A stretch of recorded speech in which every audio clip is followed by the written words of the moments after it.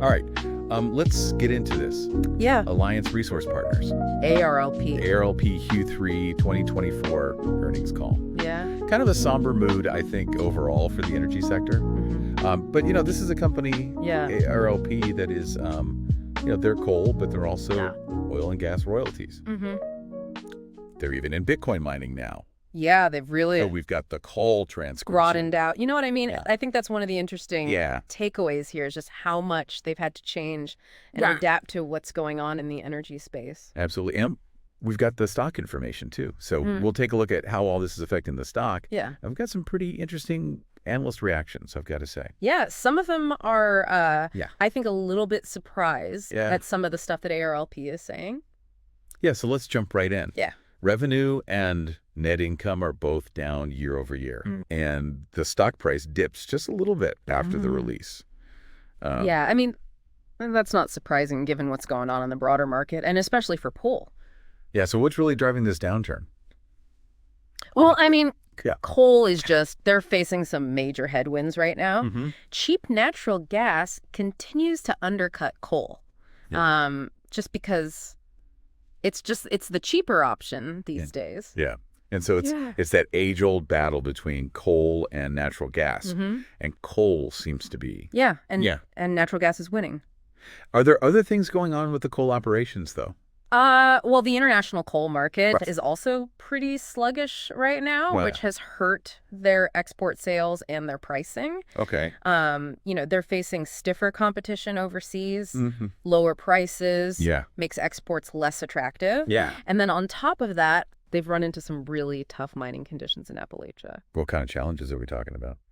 Well, it's Appalachia, so you have roof falls, you've got lower coal recovery rates. Yeah. These issues all drive up costs and make it more expensive to extract the coal. Yeah, so it's a triple whammy. It is, yeah. You got the cheap natural gas, you got the weak export market, and then you've got... And the difficult mining conditions. It's a tough environment. It's a tough environment, yeah. But there's got to be some good news in here somewhere, right? Well, yeah, ARLP, they did try to emphasize some optimism. Right. They pointed to, electricity demand projections and how it's expected to surge in the coming years. And they said that surge is going to be fueled by data centers, AI, and, potentially a resurgence in U.S. manufacturing. So even with the growth of renewables? Yeah. They're basically saying even with that, the world is going to need a lot more electricity from all sources. Yeah, okay, so they're basically saying a rising tide is going to lift all boats. Exactly, including the coal barges. Interesting. Yeah. Did they talk about why they think coal is still relevant? They did. Yeah. They really emphasized the reliability of coal. Okay. Particularly for that baseload power. Okay. The minimum level that's always needed. Right. And they pointed to a recent FERC conference, Federal Energy Regulatory Commission conference, where grid reliability was a major concern. Right. They're basically saying that renewables alone can't yet ensure that consistent power supply. Yeah, and that's a big deal. It is, because that whole debate about reliability is really at the heart of this whole coal versus renewables argument. Absolutely. The wind doesn't always blow. Exactly. And the sun doesn't always shine. Right. So did they offer any other evidence to kind of support this optimistic outlook? Well, they did highlight their order book. Okay. They said they've got a really robust order book with substantial long-term contracts with domestic customers. Okay, so that's a good sign. Yeah, I mean, these contracts signal that there's still demand for their coal. Right. And that they can deliver even when the market is, going up and down. So despite all the challenges, they're still making a case for coal. They are. Yeah. They're saying that it's still relevant, at least in the near term. Okay, but they're also, they're not just sitting back. No, they're not just waiting around. Right, they're making investments too. Yeah, they're making some big investments to address these challenges. And what are they doing on the mining front? So on the mining front, they're pouring money into projects to improve efficiency and cut costs at their mines. Right. So we're talking new equipment, infrastructure upgrades, operational optimizations. So it's a classic short-term paying for long-term gain, kind of. Yeah, exactly. Yeah. They're dealing with immediate cost pressures, but they're investing in a leaner, more competitive operation for the future. Okay. And then what about their diversification efforts? How's that all going? Well, their oil and gas royalty business is doing really well. It's being driven by all the activity in the Permian Basin. Okay. They're acquiring more mineral rights in that region. All right. So they're spreading their risk a little bit. Exactly. It's a smart hedge. Yeah. Tapping into that continued demand for fossil fuels, but reducing their dependence on coal. Okay. And then let's not forget their Bitcoin mining operation. Right. How could we? Yeah. What's going on with that? What do they have to say about that? Well, they confirmed that they are actively mining Bitcoin. Right. They're managing their holdings strategically. Okay. And they're even upgrading their mining equipment for better efficiency. Wow. So it's really interesting to see a traditional energy company like ARLP. I know. It's fascinating. Embracing this technology. Yeah. They're not afraid to explore new avenues for growth and adapt to the changing landscape. Absolutely. Of course the election is coming up. Of course, the elephant in the room. Yeah. How does that factor into all of this? Well, the election adds another layer of uncertainty for ARLP, as it does for everybody in the energy sector. Right. They're being very cautious with their investments in renewable energy. They're waiting to see what policy changes come after the election. Yeah, because depending on who wins. Exactly. You could see some major shifts in energy policy. Yeah. So what about the analysts? Yeah. Yeah. What are they saying? Well, they had a lot of questions as usual. Yeah. They raised some concerns about those high inventory levels, questioning whether ARLP can actually achieve their planned drawdown by year end. Yeah, because high inventory can be a problem, right? Yeah, it's a warning sign. Yeah. It could mean oversupply, weak demand. Okay, so the analysts are really scrutinizing their inventory. They are. Yeah. Yeah, they're not letting that one slide. Okay, and what else were they focused on? Well, they also pressed ARLP on those high operating costs in Appalachia. Okay. They want to know that the improvements that they're making are actually going to lower costs. Yeah, because those operational challenges. Exactly. Yeah. Those have been a thorn in their side for a while. For a long time. Yeah. Okay. And any other key takeaways from the analysts? They were really interested in the pricing details of those new long-term contracts that ARLP has secured. Yeah. The contracts are good, but the pricing in those contracts is really going to determine how profitable those sales are going to be. So the analysts are really digging into those details. They are. They're trying to get a clearer picture of ARLP's future revenue potential. Okay, so we've covered a lot of ground here. We have. Yeah. We've talked about, ARLP's financial performance, the headwinds that they're facing, their strategic investments, the looming election, the analysts' reactions. Yeah, it's complicated. It is. A lot going on. But I think we've laid a really solid foundation here. Yeah. Yeah. I think we've got the basics out on the table, but there's a lot more to unpack. Yeah. So ARLP, they're walking this tightrope, right? They're saying, coal's got these headwinds. Yeah. We got low natural gas prices. The export market's not great. Right. And Appalachia, those operational challenges. Right, but they're saying that coal is still relevant. Right, they're doubling down. Yeah. They're saying coal's got a future. Especially when it comes to that base load power. Right, that base load power. Yeah, as electricity demand surges. Right, and it's a bold prediction. Yeah. You're right to be skeptical, but they're pointing to a couple of things that they think are going to make this happen. Okay. First, you got that projected surge in electricity demand. Right, and it's not just a little surge. Right, it's not incremental. Yeah. It's major. It's a big one. It's a big one. Yeah. They're talking about data centers, AI, cryptocurrency, mining, all that stuff. Electrification of transportation, all this stuff. Yeah, and that's energy intensive. Very energy intensive. And it's only going to grow. Right. And so their argument is, even with renewables growing, can they keep up? Right. Is that enough? Can they keep pace with this huge surge in demand? And that's where they see that opening for coal. That's right. Yeah. They're saying coal can fill the gap. Especially for that consistent, reliable power. Exactly. That base load. Yeah. The grid, they're saying, can't handle it Yeah. with renewables alone. It's a good argument. It is. And it plays into those concerns about grid reliability. Right. Because like we said, the wind doesn't always blow and the sun doesn't always shine. Exactly. And they cited that FERC conference where reliability was a big deal. Yeah. And it's not just them. It's not just them. Yeah. There's a lot of analysts, industry observers who are saying the same thing. So it's a real concern. It's a real concern. Yeah. So they're betting that reliability is going to win out. At least in the near term, they're saying that need for reliable power is going to trump the push for clean energy.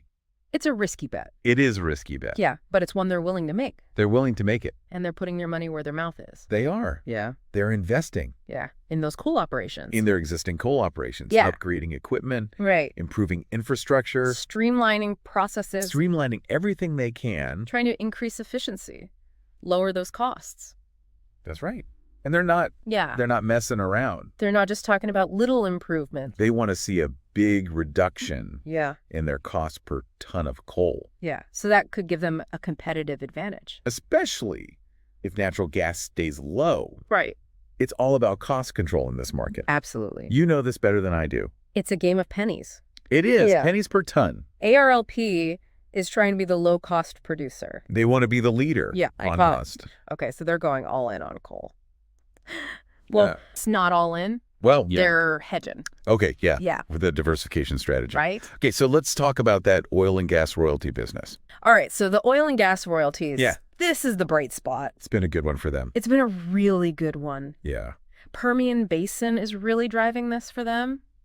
Okay, so they're acting like landlords, basically. Essentially, they're collecting royalties on the oil and gas production from wells that are drilled on their land. On their land. Where they own the mineral rights. Right, but they're not just sitting back and collecting those checks. No, they're not passive. Yeah. They're out there. They're buying up more.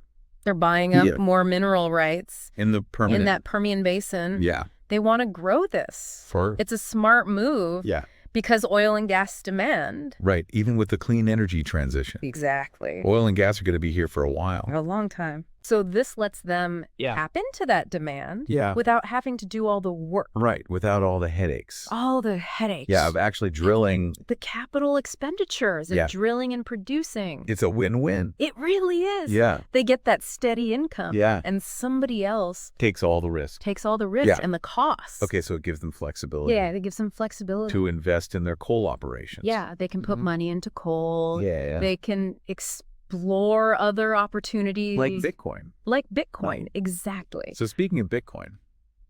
Yeah, everybody was surprised by that. That raised some eyebrows. It did. Yeah, when they first announced that. Yeah, it seemed like kind of a weird fit. Yeah, what's the latest? So they said they're continuing to mine Bitcoin. Okay. They're managing their holdings. And they're upgrading their mining equipment. Oh, okay. To make it even more efficient. So they're taking it seriously. They are. Yeah. They're not just dabbling.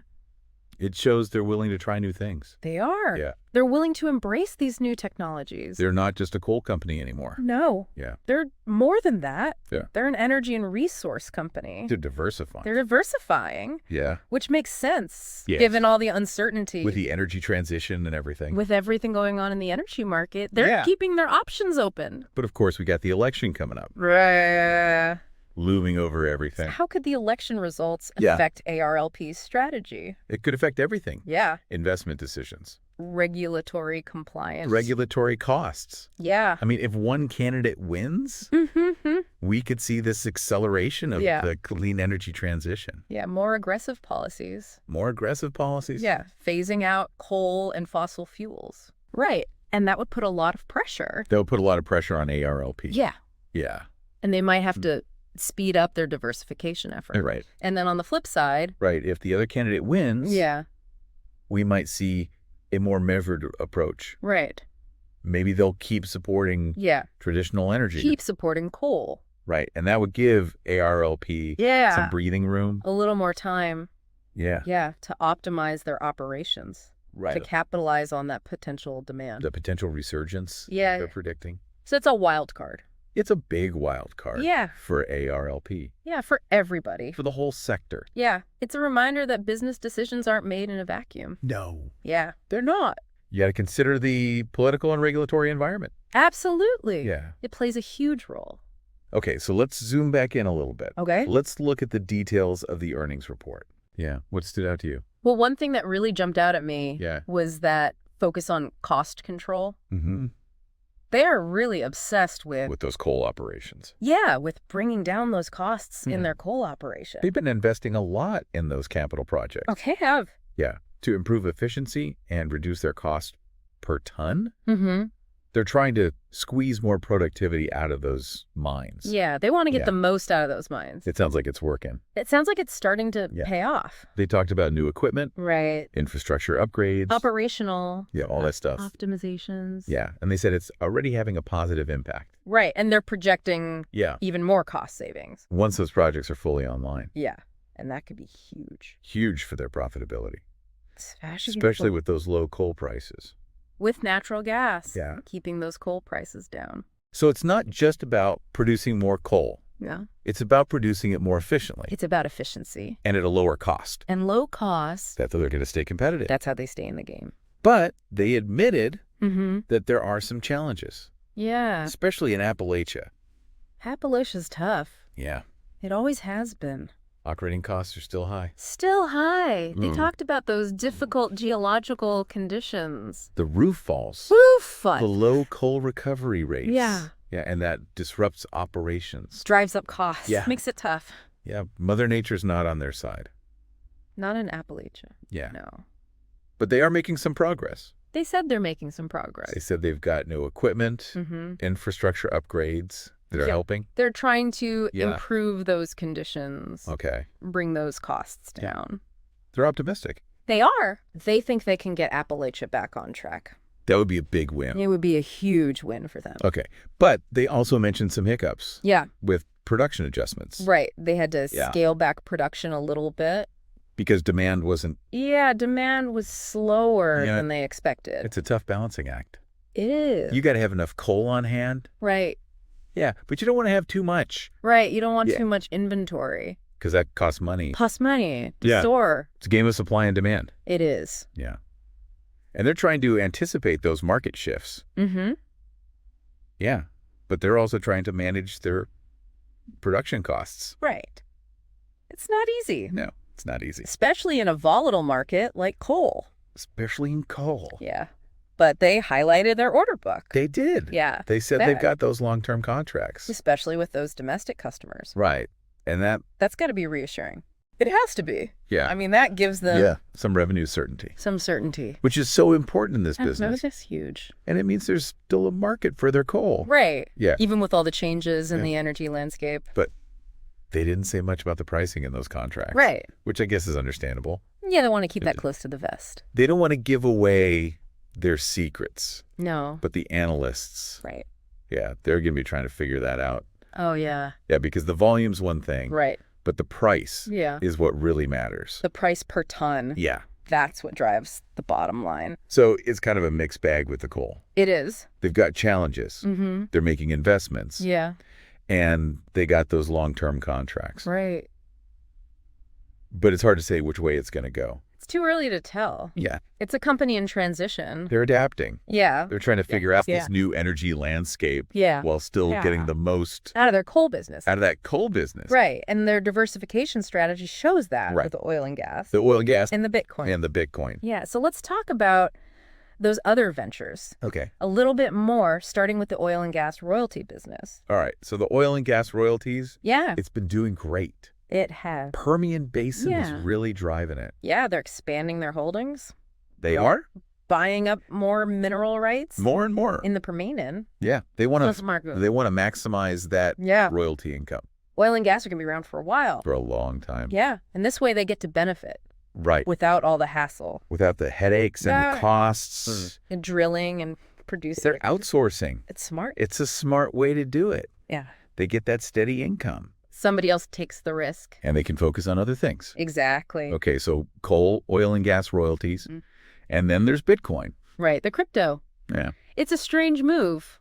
For a coal company? Yeah, for a company with roots in coal mining. But it shows they're willing to experiment. Right. They're willing to try new things. Yeah, adapt to the changing landscape. Adapt to the changes. And they're doing it strategically. Right. They're not just jumping in. They're going crazy. Yeah. They're mining Bitcoin. Mm-hmm. They're managing their holdings. Upgrading their equipment. They're upgrading their equipment. Yeah. So they're serious. They're serious, but they're being cautious. Yeah. It's a measured approach. Which makes sense. It does. Yeah. With the crypto market being so volatile. It's a good reminder that even these old companies, right? Yeah, these established companies, the big players, you got to rethink things. They have to. Yeah. They have to change. Yeah.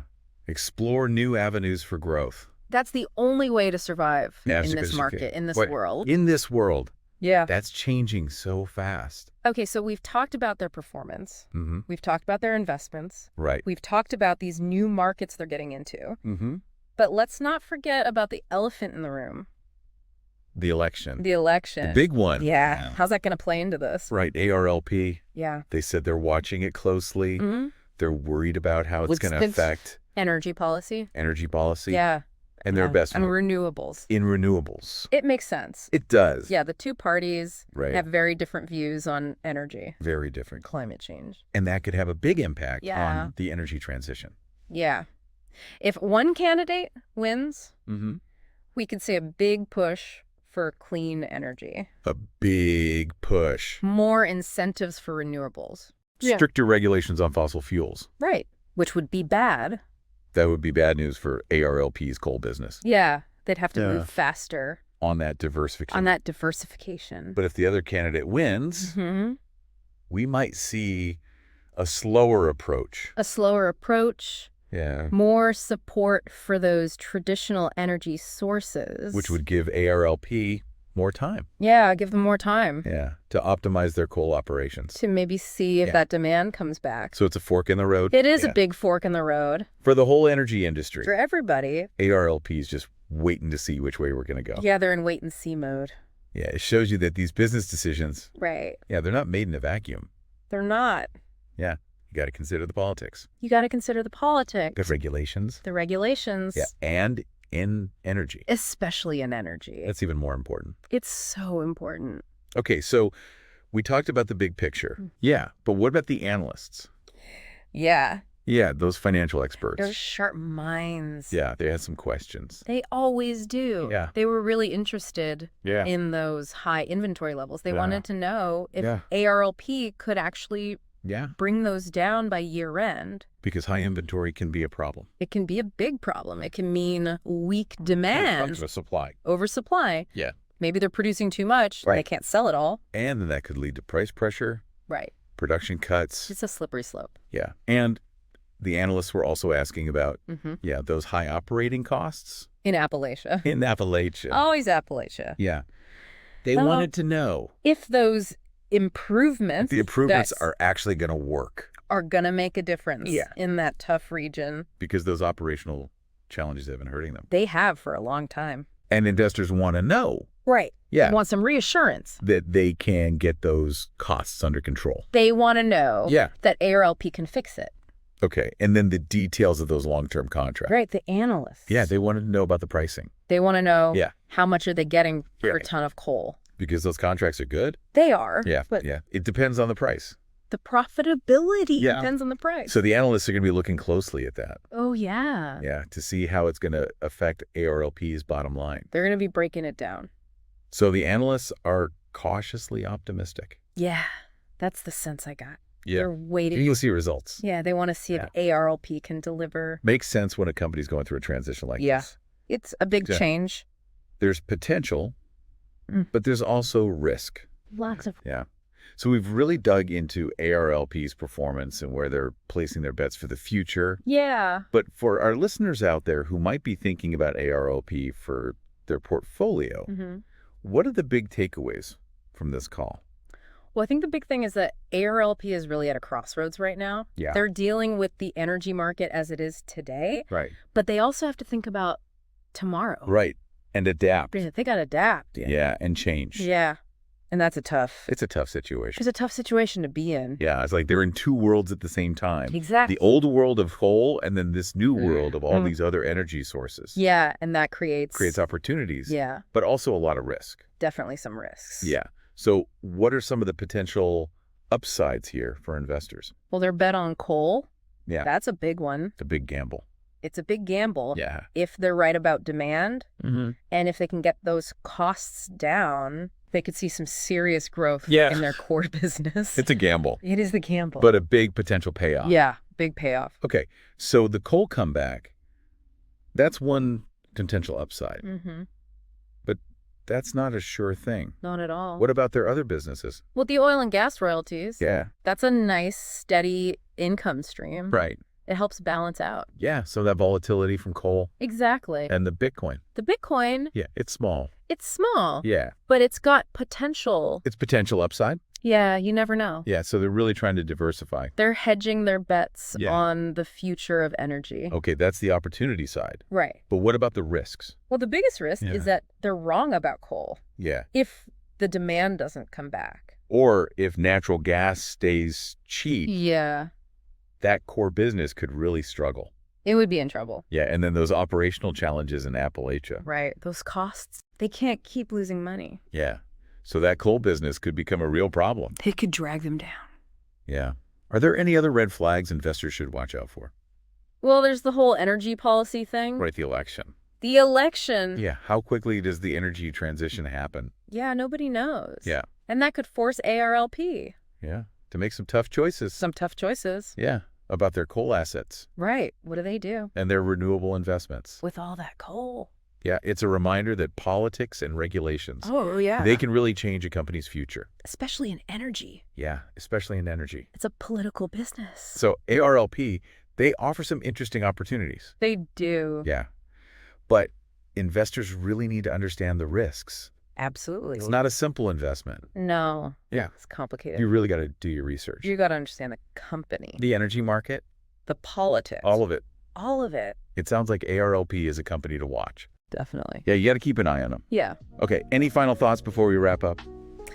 Just keep an eye on ARLP. Yeah. They're not afraid to take risks Mhm. to shake things up. They're trying to change the game. And who knows? Yeah. Maybe they'll succeed. It'll be interesting to see what happens. It will. Well, I think we've given our listeners a lot to think about. I hope so. Yeah, thanks for joining us for this deep dive My pleasure. into ARLP's earnings call. Always fun to talk about ARLP. Absolutely. Until next time. See you later.